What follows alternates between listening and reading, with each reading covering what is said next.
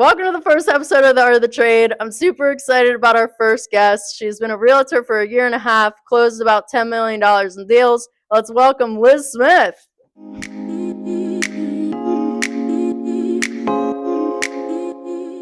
Hi, everyone. I'm super excited to be on the podcast today to give you a glimpse inside the life of a realtor. Long time no see. I feel like we live so close, but you're so far away. Yeah, it's good to be here. Well, let's jump right in. So I know you've had some few projects growing up with interior design, specifically in our house, which mom and dad might not be the happiest about, but you know, it already happened. It's the past. What inspired you to be in real estate? So, exactly that. I mean, you lived through it. So, ever since I was a kid, I was rearranging our house, painting, ripping tiles down. Yeah. So, driving my parents nuts in a nutshell. So, I've always been watching HGTV. When I was in like middle school, I was watching it, which I was the weird kid watching HGTV in middle school. But yeah, it wasn't until recently I got the courage to actually become an agent. One of our old neighbors, actually, he owned a boutique brokerage in Hershey, AJ Patel. I sat down and talked with him, and he gave me the courage to actually pursue this. So I got my license, and then I never looked back. Yeah, I mean, shout out to AJ, because I don't know. I just see you now as a realtor, and I think it's just a crazy kind of story that I am excited to dive into. Yeah, I know, right? I know. Yeah. So, closing almost 10 million in deals in your first year and a half. Like what challenges have you faced within that first year? So when I first started out, I was at a very boutique brokerage, like I said. So I didn't really know anyone in the industry. So it was very isolating. I had no one I could really like bounce ideas off of. So I would look at YouTube, TikToks, Instagram Reels, like anything I could find that gave me any bit of advice, I would try. So I was constantly just trying new things, going to networking events. I was working 7 days a week. I mean, I still am, but I was just working so hard to make it because this was my only opportunity to do something that could actually make me, a decent paycheck. So I figured this is my one shot. I'm not going to fail. So I bounced so many ideas off the wall that some stuck, and here we are. Yeah, and Yeah.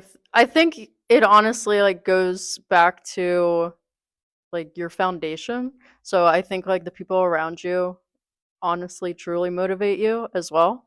Because even in like my career with finance, supply chain finance, it's very structured, very salary. You know, you go 9 to 5, and like yeah, it's easy to like wake up, go to work, get paid.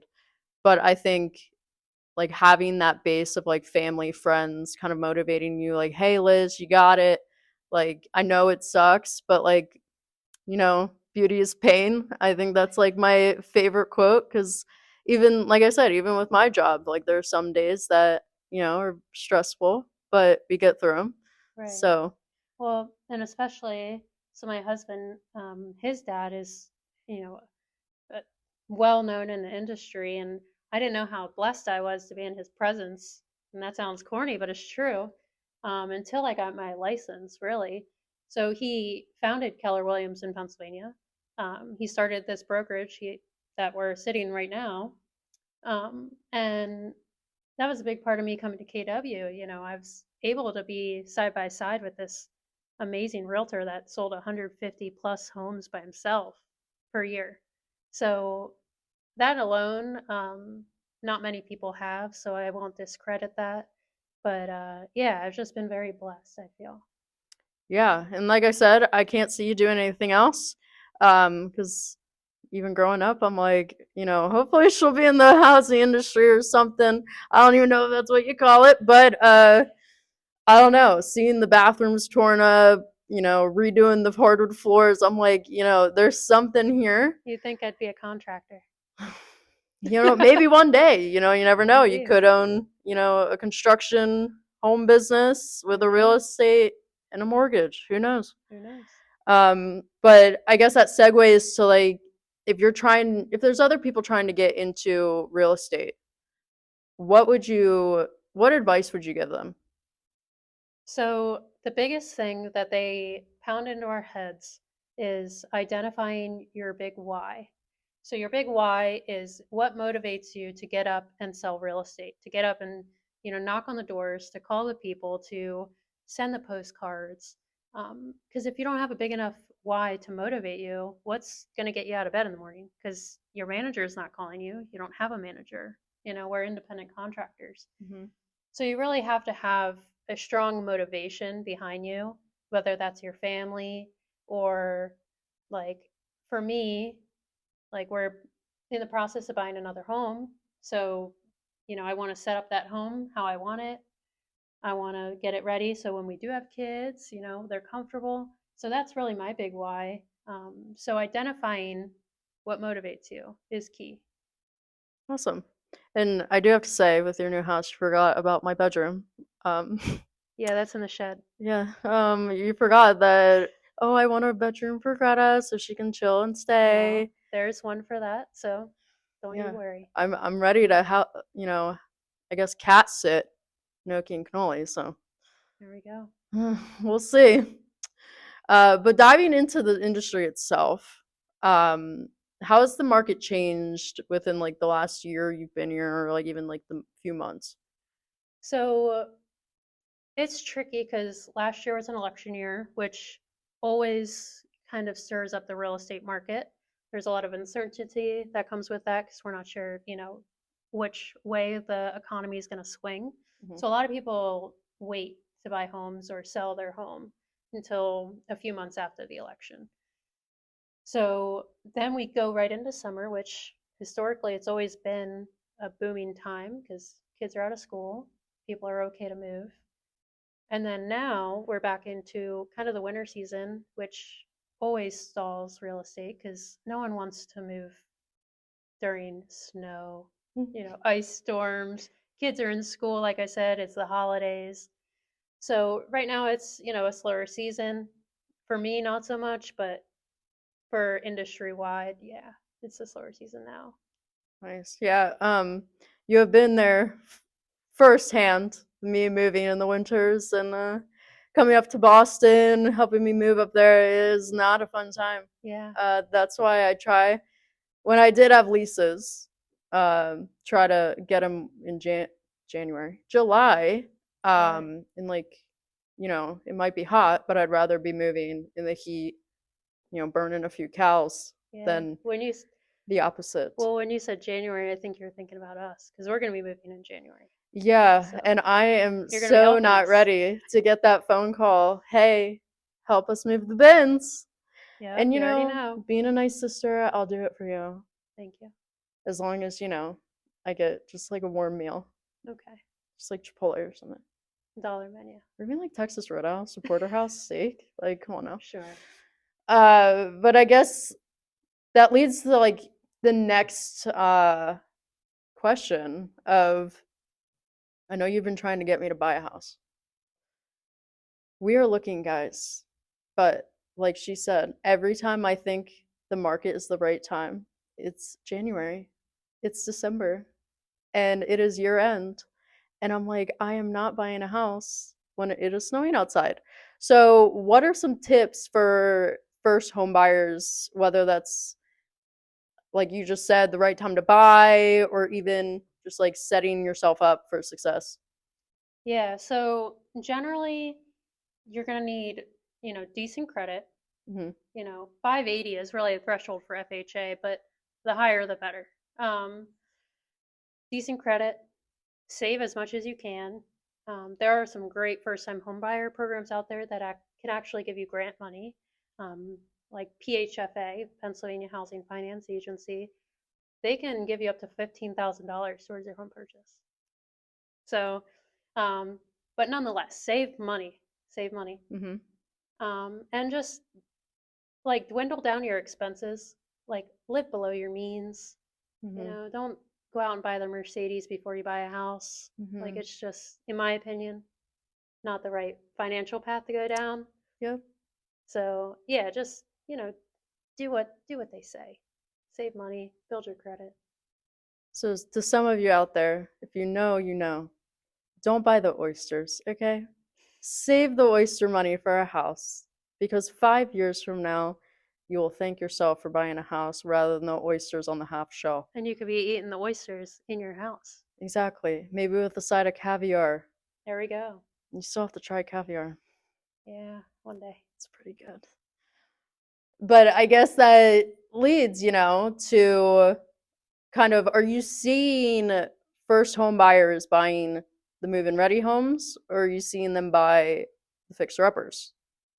So it's tough right now because affordability is really the main concern. Hmm. And I think that's prevalent everywhere. I see the headlines across the nation with affordability. So a lot of first time home buyers are really going towards more of the fixer uppers because they have to, more Hmm. so than they want to. Um, but in my opinion, I think that's amazing. So like for instance, like my husband bought his house for 130,000. Hmm. Granted, it was before COVID, but we have like 100,000 in equity, and we put money into it, of course. But it's like, where else can you find that? Where else can you live somewhere and get money back when you sell? Yeah. So, yeah, going back, first time home buyers are really going towards those fixer uppers, at least my clients. And then the more mature audiences, the ones that are downsizing or Hmm. um, the ones that have, owned a home previously, they're kind of going towards some more move and ready homes just because they can Hmm. financially. And some people just don't want to live through another project, Yeah. you know? Yeah. So, See, for your notes, when I start looking again, um, I am looking for a fixer-upper. I like a house with good bones. I like a yeah. house with, architecture and like the real, not cookie cutter kind of vibe. The Um, desirable ones then. right. But we're also not in like the 60s where you could buy it for three blueberries. We're Yeah, it's more like five blueberries now. yeah, maybe five and a half, six. So I think that kind of segue, going towards the house with the good bones is But a good something you have to option. think about is a lot of people your age, they keep saying like I'm waiting for prices to fall, which historically that's never happened besides Yeah, like the Great Recession, which I don't unfortunately see that happening. I shouldn't say unfortunately, but I don't see prices dropping right. is what I mean. Um so really, I mean, whenever you're financially set up, I think is the best time to buy. Yeah, I mean, I'm gonna have to rip the band-aid off some way or another. So Yeah, cuz the quicker you can start building equity, I think the better, yeah, no, you know. agreed. Um, like growing up in Hershey, we had the luxury of just being around some nice homes. Yeah. Ones We didn't that even know it at that time. right, like, Yeah. uh, but now they're like, oh my gosh, like I want that. And then you look it up on Zillow, and you're like, okay, well, $1 million. yeah, talk about my five blueberries. That's like 20. That's Yeah. like a whole carton of blueberries. Um, but yeah, so I think growing up in Hershey, what do you think are like the newest hot neighborhoods? Yeah. So that's a loaded question because Hershey doesn't have many new neighborhoods because everything's built on. Usually it's people buying homes, ripping them down, and then Mm-hmm. building new. Um, but my favorite place to sell is the West Shore. So I love Mechanicsburg. I don't know why. I think it's just because the Carlisle Pike has everything. But Mechanicsburg's really growing Mm-hmm. just because Hampton Township has such a low millage rate for taxes Mm-hmm. that people that have the money are going there, building these really nice homes, and their tax rate isn't as substantial as if they were to build in Hershey. Yeah. So there are luxury neighborhoods popping up everywhere in Mechanicsburg. Um, so that's a spot I would probably keep my eye on. Yeah. I mean, I have to be biased. Hershey is the sweetest place on earth. Hence, Hershey Park, Hershey Entertainment with like the hotel, Hershey Lodge. It's great, but if you build like a $2 million home there, like the schools are great. Everything's great about it. The tourism is a whole nother level that like some people don't take into consideration. Um, but so I think I agree with you. I do have to say, she's trying to get me to the West Shore, but I do have to say, Mechanicsburg is a great option for younger people or even people that might be starting families. Yeah. I mean, like I said, the Carlisle Pike, they just put in like a whole new shopping plaza and has like, Dave's Hot Chicken. yeah, yeah, uh, Canes, BJ's, Honey Canes. Grow, like Taylor Chip. Okay. Yeah. Okay. Um, my favorite store, Wegmans, is in Okay. Mechanicsburg. They have a Trader Joe's right down the road in Camp Hill. Yeah. So Yeah. yeah, Mechanicsburg is becoming a like little mini mecca Yeah. for some industry. Yeah. I do have to say, my boyfriend loves Raising Cane's. Okay, sold. I do Perfect. have to say, but when we went to Alabama, I don't know. Raising Cane's or Fusakli's. I want a Fusakli's down here, but it's only like a southern chicken tender place. Okay. I So haven't tried a Boo Sackley's. now that's just disrespectful. But no, Royal Farms, I'd say, is a Royal good Farms, a contender. gas station. Yeah, they have some good I've chicken. heard that, but like I don't know. Yeah, gotta try it. York County. Like I'm not that bougie or anything, but like that's like people when people eat at Sheets.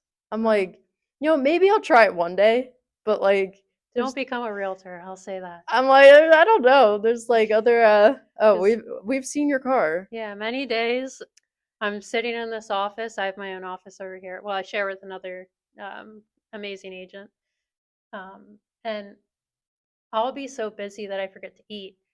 And then around here, it's like, oh, shoot, what's open? Okay, Sheets, McDonald's. I have the McDonald's app. They have great coffee. Um, Chick-fil-A. I need to meal prep. I do know. That's terrible. But yeah, most days I eat one meal. Like Okay. today, I'm going to eat one meal, which is dinner. I haven't eaten yet today. So Hey, I do have to say I had one meal today and it was avocado yeah, toast. fasting. So It's fasting. it's just like, I like to cook. I like the steak. I love the chicken and all that. But like and I work hybrid. Okay, so it sounds like, I'm complaining. But real life problems. Do I want to take the steak out of the refrigerator and throw it on a cast iron? Not really. So I'll either, it sounds terrible. I'll either just, eat eggs or I'll just, make the steak tomorrow. But I'm usually pretty good at meal prepping. So if you need help, I was maybe going to that'll be say, my new side gig. I don't know. well, and on my side of the like aisle here, so it's a lot different because you get off at 4 or 5 p.m. Hmm. Hmm. That's when my day kind of starts because my clients are getting off at 4 or 5 p.m. So then I have Yeah. to go show homes. Yeah. So my schedule's a lot. It varies a lot. See, this is what I like to say. The idea of real estate, sounds easy. Sounds like a great time, okay? But then you dive into the deeper like industry and like actually The what your reality. schedule, yes. Yeah, Thank you for taking the words out of my mouth. The reality of the business. And you're like, yeah, no. yeah. Like I listen to all these like podcasts and stuff that talk about work-life balance. But in your 20s, they say you shouldn't, as bad as it sounds, shouldn't have a work life balance because you're setting up your future. But that, I still need to go to the gym. I still need to, eat. Yeah. But yeah, like kudos to you because Well, and I'm not perfect. I need to get up earlier, like so that I don't go to the gym. And I need to get up earlier so I can go to the gym. Like my favorite realtor ever, Ryan Serhant. Um, yeah.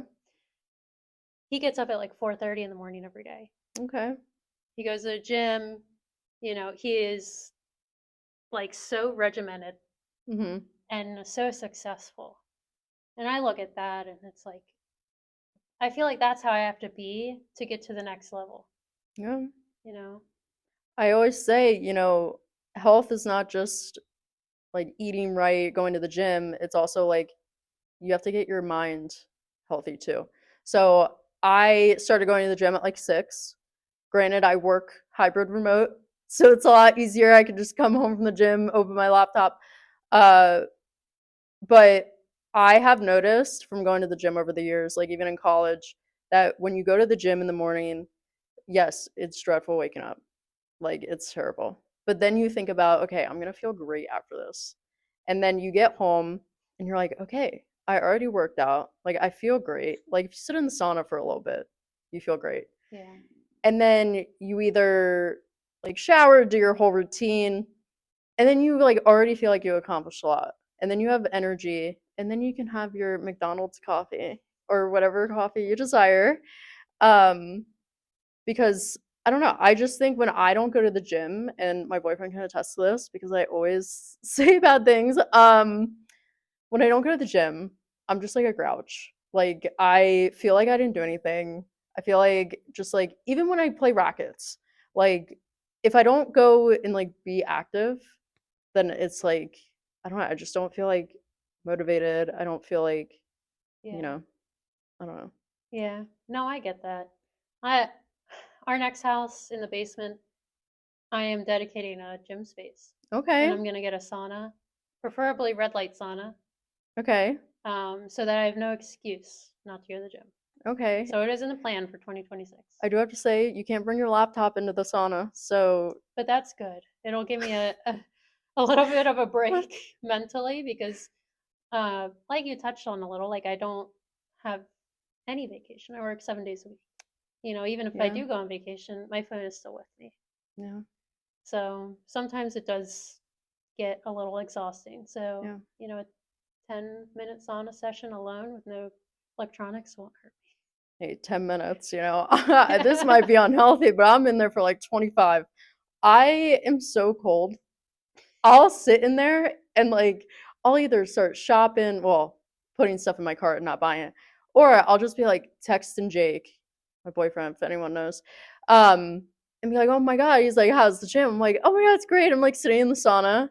And then he's like, dude, you've been in there for like 25 minutes. I'm like, oh my God. Well, if I don't have my phone, maybe I'll be in there a couple hours. Yeah. I'm telling Depends you, on the day. this is crazy, but the temperature in a sauna is like my perfect temperature. I can't do the cold. And I'll be like Interesting. dripping sweat. I'm in there with a sweatshirt and long sleeve. Like and it's great. People think I'm crazy, but like I don't know. Yeah, to each their own. So when you get a sauna, if you see a random person in your basement, it's me. But hey, maybe if I move to the West Shore and When you move to the West Shore, I know, we can go to the gym together, we can meal prep. right? We can even get Are Mike. you moving in? Sounds like she's moving in. Hey, I'll pay some of the mortgage. Okay, Come on now. Or I'll even be like a private chef, meal prep for you guys. perfect, Because you guys eat at like 10 p.m. perfect. But, we like to have fun here. So if you could be anything in the world, I know that sounds like cliche, like nerdy, like an astronaut, something other than real estate. Like, what would you be? That's a good question. And I think, like, I'm so in love with real estate that I don't even think about it. So my answer is not going to be something crazy. Um, but I love the automotive industry. That's kind of my background. Okay. My husband's into drifting, so he's, heavily involved in cars as well. So I'd probably just go back to the automotive industry, maybe sell some cars. I'd probably do luxury though. Like Okay. I love Lexus, so I'd Okay. probably do like Lexus sales, Okay. something to do with that. I think that would be pretty fulfilling. Okay. Following the footsteps of our dad. That's Yeah, nice. yeah. I do feel like our family has like not in like a bad way, a great like sales mind. Like because we just like we were talking about, like you have to build the trust of like your client or the customer. And I just feel like we just like I don't know, we're just like natural talkers Yeah. that I just feel like we could be successful in sales. I don't know, maybe a desk job in finance might be hurting me. I don't know, but I also love analytics and finance, so Well, and that's one of the tough things with me because I hate calling people, especially people I don't know. Like I love that. clients, okay. Like people that know me, okay. But if I'm calling someone to gain their business, like an expired listing, Mhm. I'd much rather go door knock Oh, okay. because, and a lot of people are like, "Are you kidding me? I don't want to be in front of them. Like that's scary." Yeah. But no, I think it's so much easier to connect and gain people's trust when you're Mhm. in front of them.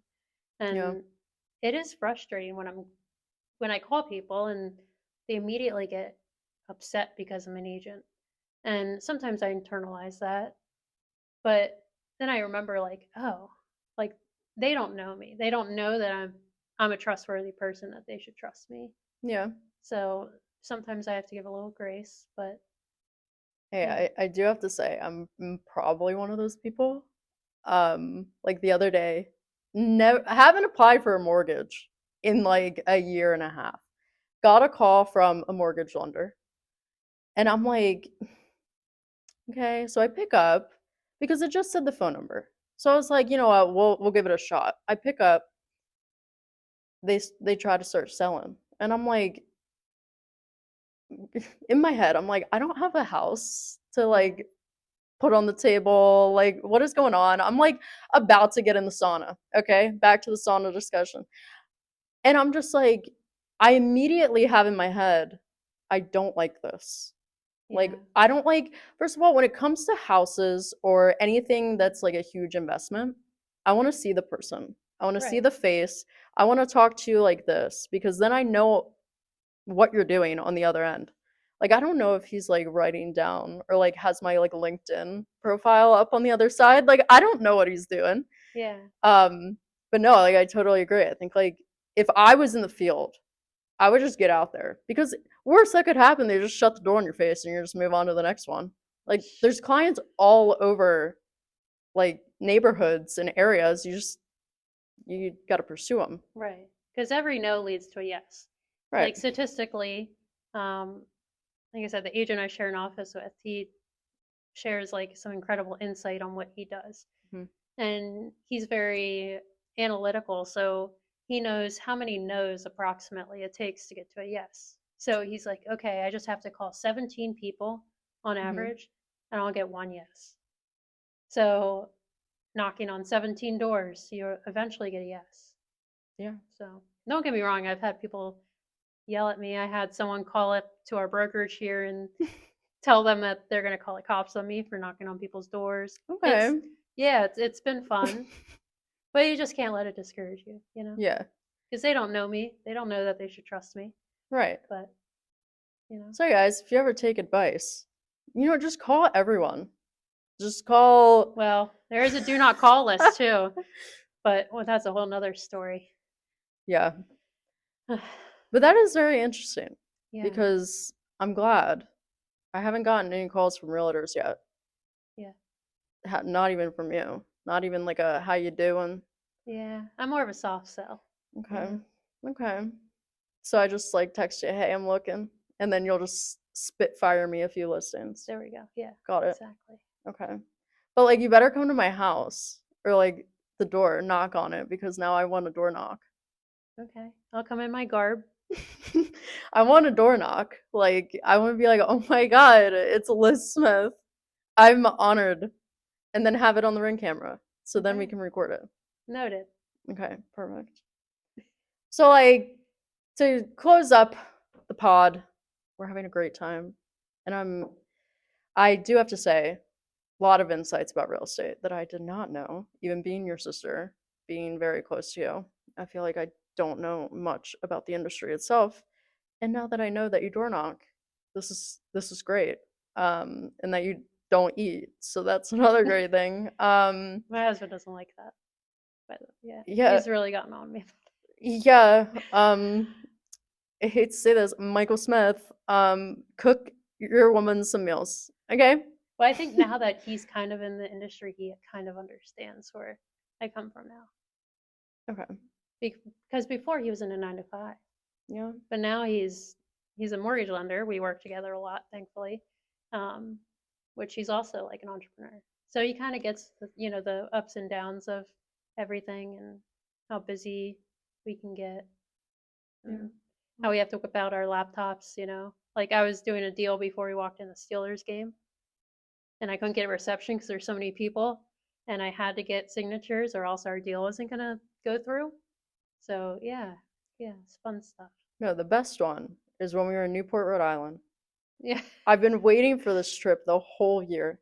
yeah. Newport Jazz Fest, my oysters, and just like lobster rolls in general. So I'm like, you know what? I'm gonna walk the town.